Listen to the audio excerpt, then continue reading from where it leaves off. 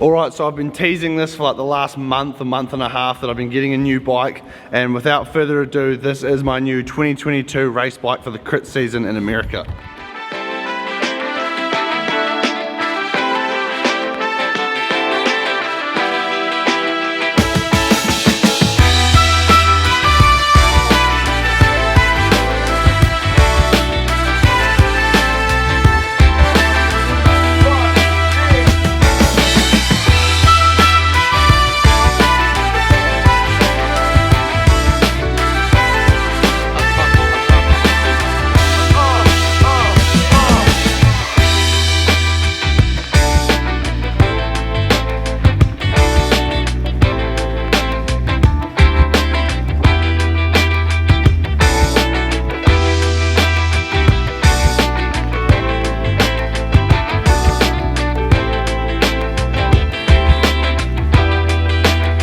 So like I've said, I'm going to be heading over to America in just under 7 weeks to do the Dairylands Crit Series, and then I've got a whole load of videos to film overseas.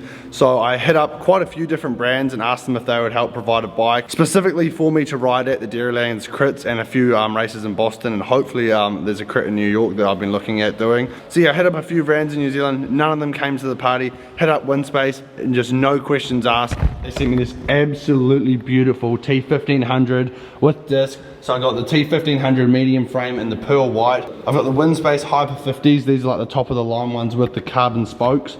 And I've got the fully integrated handlebar cockpit setup with the out front mount that comes with it. It's actually such a sick setup. So a massive shout out to Windspace and Windspace New Zealand for hooking me up with this bike. The link to them will be in the description below if you want any more information on the Windspace. We do sell them and custom build them at my bike shop. So feel free to give the shop a call or an email if you are interested in one of these. So a little bit about what I built it up with. So I've got my Physique Antares saddle. I randomly had a white and black one just sitting around, and I think it looks so cool with the white and black. Obviously had to go with the white bar tape. I think it looks so sick. And then it's all topped off with my first ever disc group set. This is the brand new 12-speed wireless Shimano Ultegra group set. We've got the two wireless shifters up the front. And then at the back we have the 12-speed cassette, 11 to 30 cassette at the back. We have the long cage rear derailleur and the front derailleur and the Ultegra crank because my power meter hasn't shown up yet. So yeah, I won't actually be running those cranks. So the new Ultegra only comes with a 5236 in the Ultegra. You cannot get a 53 in Ultegra anymore. You have to upgrade to the Dura-Ace for a 53 tooth. So I am going to be putting on an aftermarket power meter when I head overseas, but for now I just thought I'd get it built up and take it for a ride. I am embarrassed to say that I have got a power meter on there at the moment because obviously I got to keep training. So I took the power meter off my gravel bike, so I currently have a GRX power meter on there at the moment, which is a little bit funny. Yeah, I just can't get over how amazing this bike looks.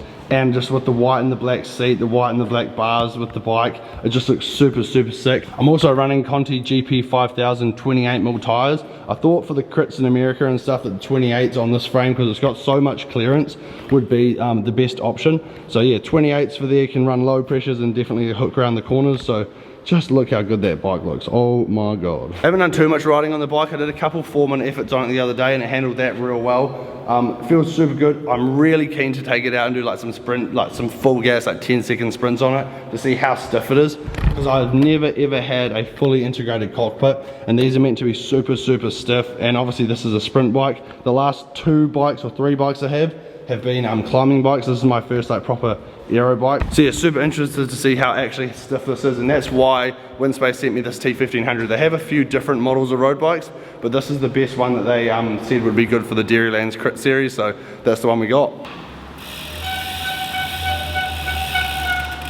So yeah, that's something I'm going to have to get used to. There's just the squeaking of the disc brakes. But I did end up going for the Hyper 50s. So obviously I've got 2 sets of the Windspace wheels, both in rim brake. I've got the Hyper 38s and the Loon 60s. Because of all the different variety of like racing and crits I'm going to be doing in America and then the other countries I'm going to, I've actually got a bit of climbing to do. I thought the 50s would be kind of like the most versatile depth of wheel that I could use for the whole 3 months that I'm away. So went for the 50s. Haven't actually gone for a 50 in a while. Usually I either go real small or real big. Obviously, like my favorite wheels in the world are the Dura-Ace C75s. So first set of like, I guess you'd say regular all-round wheels for me. So far so good. They seem pretty stiff and I really have been enjoying them.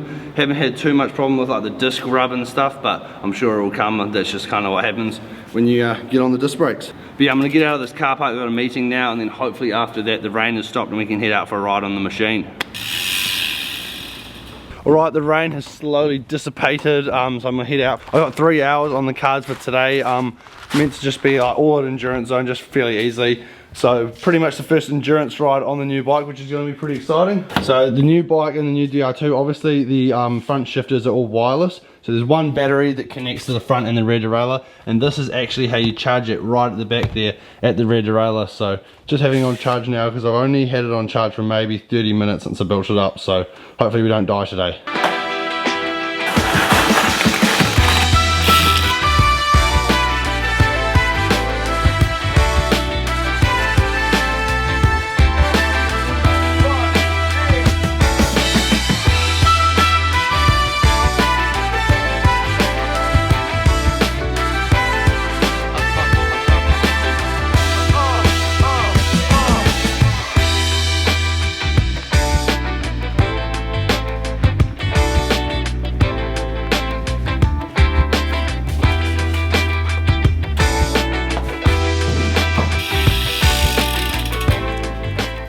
Alright, and that is the long-awaited new bike reveal. So 2020 Windspace T1500. I'm super impressed. I just finished a 3-hour bike ride, 94, just under like 94 kilometers on it, most of it on the flat. I've got the 28s on there and those Contis on those hypers with the carbon spokes.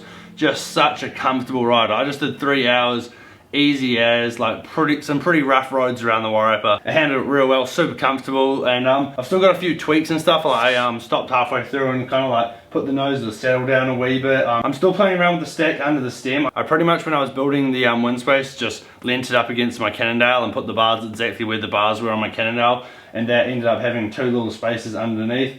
But other than that, it's such a sick looking bike. Like the fact that I've got the white and black on the saddle and the white and black on the bars, and my Garmin is even white and black, which is pretty sick. I think it looks super cool. Let me know in the comments if you do like it.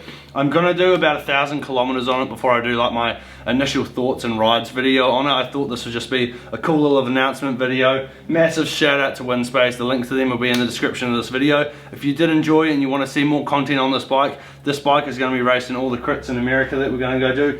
This bike is going to go around the world in its first year, which is pretty sick. So definitely subscribe to the channel, and I'll see you in the next video.